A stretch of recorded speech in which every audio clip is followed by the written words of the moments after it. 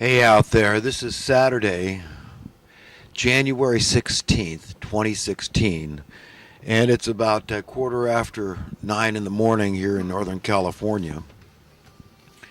And a lot going on in the news. For a lot of people, it's probably, the drop in the stock market recently, market correction, which is to me it's no big deal when you see what happened to take silver, for example, going from what was it, almost $50 an ounce to what is it recently, it's about $13 an ounce. So it lost a sizable percentage of its worth. I guess somewhere in the range of, I'm just guessing off the top of my head, about 60 to 70% in that range. So, I mean, the stock market's a long way from doing that. And of course, we're all concerned about the stock market, even if we don't have stocks, because we understand that a lot of the people in our communities have stocks, and this enables them to purchase goods and services. So we understand how this can have an effect on our entire society, basically. So it's never good news for anybody when there's a financial downturn. For me, the big news was probably the passing of David Bowie. I'm a big fan, and I never get tired of his music. I've been listening to it since I was a teenager in the 70s, and loved it. And it's messed up, And it just shows us when somebody as famous as Bowie passes, we understand the fragility and the tenuous nature of our physical existence. And I say physical as opposed to our true essence, which is an invisible quality, much like gravity or electricity or the air we breathe or magnetism. Nevertheless, very powerful thing. And, God and love, these cosmic forces, are real. They can be proved. We know, for example, the placebo effect is scientifically has been proven that as a man thinketh, as we believe, so it comes about. So, for example, a lot of people talk about heaven, and a lot of Christians and other religious affiliations, let's say, because to be a Christian, I don't think it's a religion. I think it's a faith. And I think so many Muslims and Jews and Buddhists, they believe that too. It's just faith in something bigger.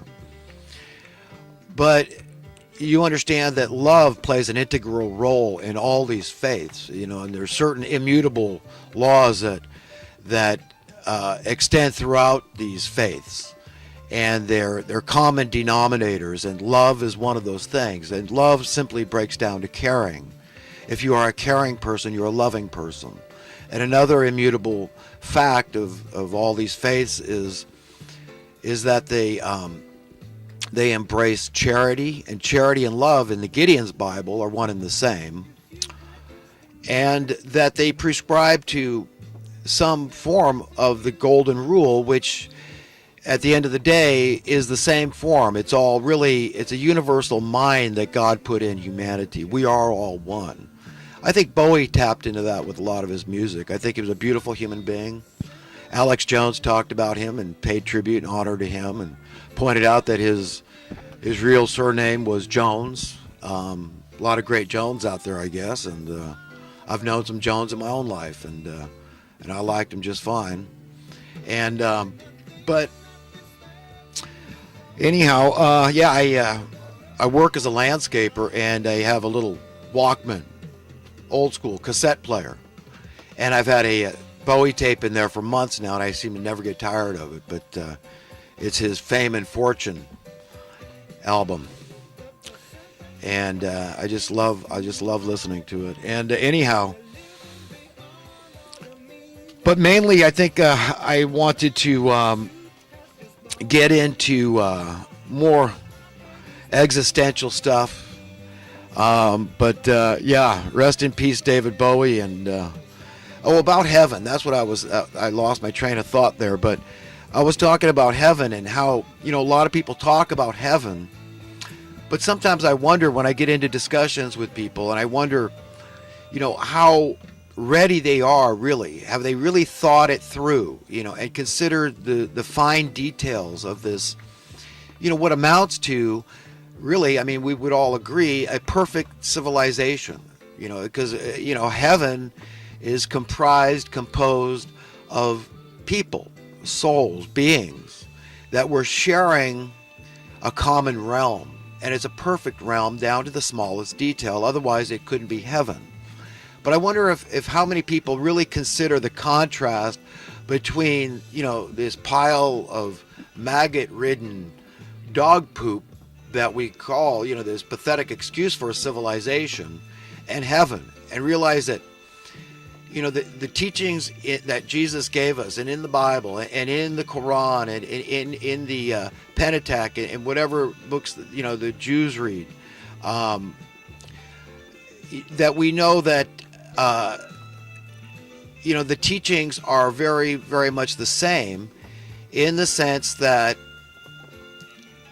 money is a huge issue that we all must confront in our own hearts, in our own minds, in our own spirits, our own souls, our own essence, our own being, our own character, our own nature, our own godly instinct.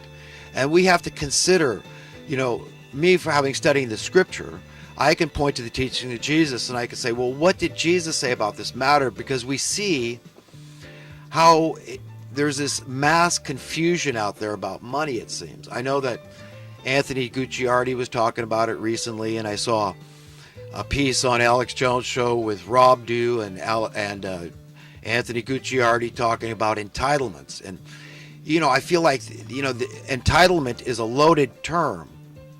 It is, it's a subjective term. And, any patriot, not just of a particular nation, but of humanity, let's say, a patriot of humanity, embraces the idea that we have rights that are not given by man. These are God-given rights that we are entitled to. So entitlements and rights are really synonymous in a very true manner of speech. But beyond that, it could be seen as a derogatory term in the sense that, the entitlement class, spoiled brats out there that, want everything handed them on a silver platter, that, it's the kind of people that Victor Hugo was referring to when he said, that prosperity breeds monsters, but adversity makes men. Something to that effect. I might have got it backwards, but it's, you get the point. So, yes, this needs to be understood in the context of speech. So I agree with them in the sense that we shouldn't feel entitled.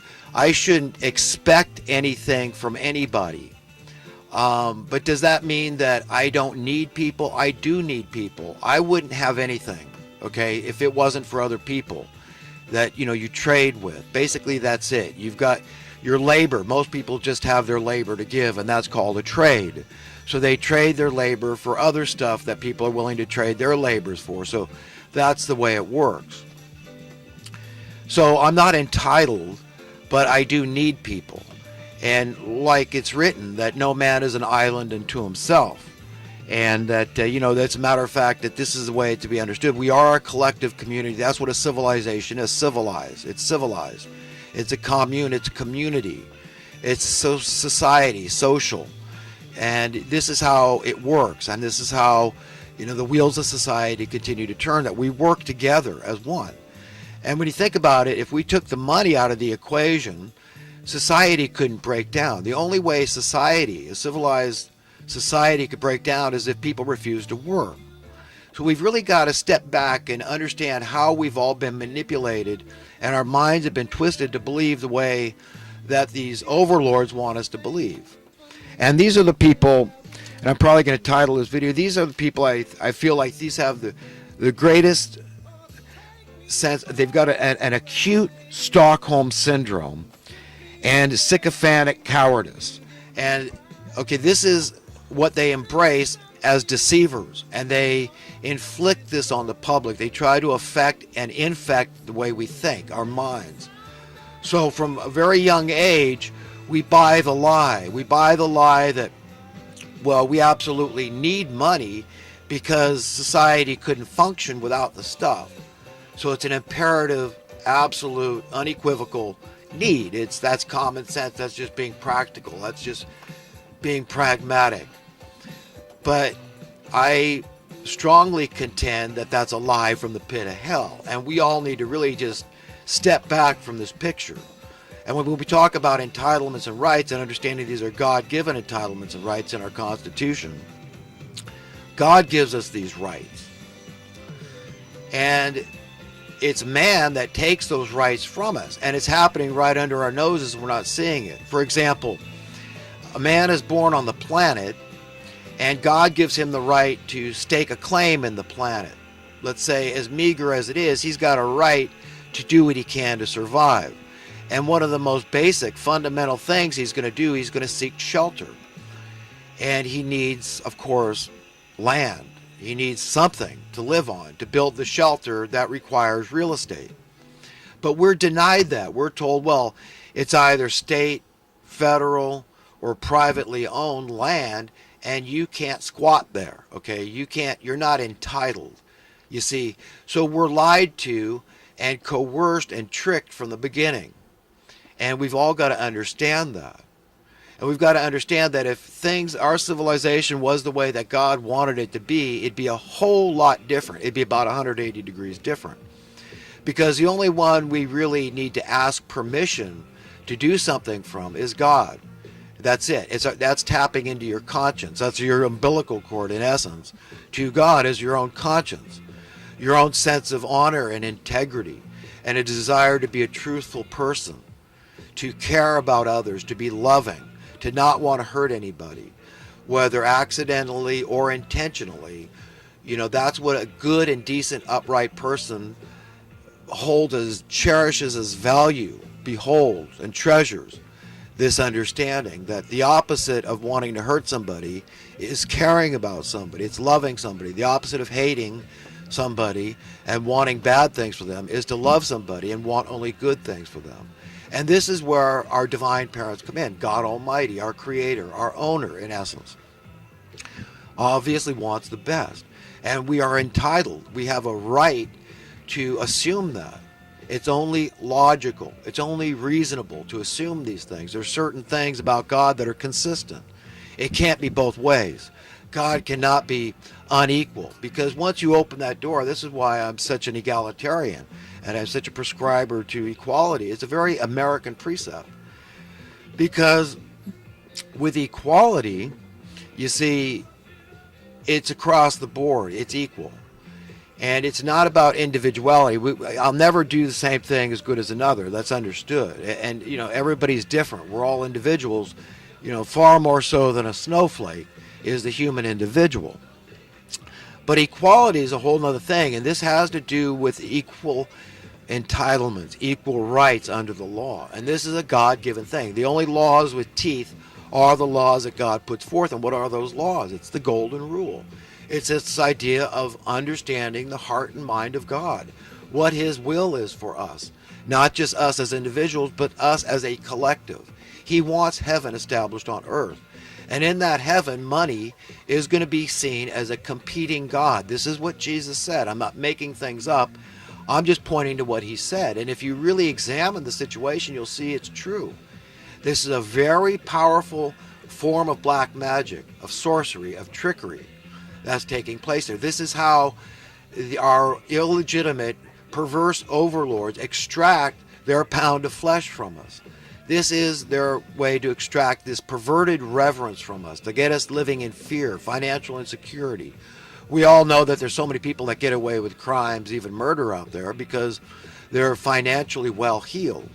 Now, how is that in any way? That's glaringly evil and unequal and un-American and anti-egalitarian, and it's got to go. And in heaven, such a state of affairs won't be there, that no matter how much money you possess, you're not going to have any advantage. But clearly, it's the opposite in this realm, and we've all got to be honest about that and really look at that squarely and prepare ourselves to be in a world like that. Otherwise, How can we enter a world we haven't even prepared with our own imaginations? An imagination, an invisible quality, another powerful invisible quality. Your ability to think. Something none of us would trade for the whole world. We wouldn't trade it for. We had this big lottery recently where, $1.5 billion plus was at stake to be won. And yet not one of us would trade our imagination. And so many people, and even, the way we're trained is to believe that, his imagination's running wild. We make fun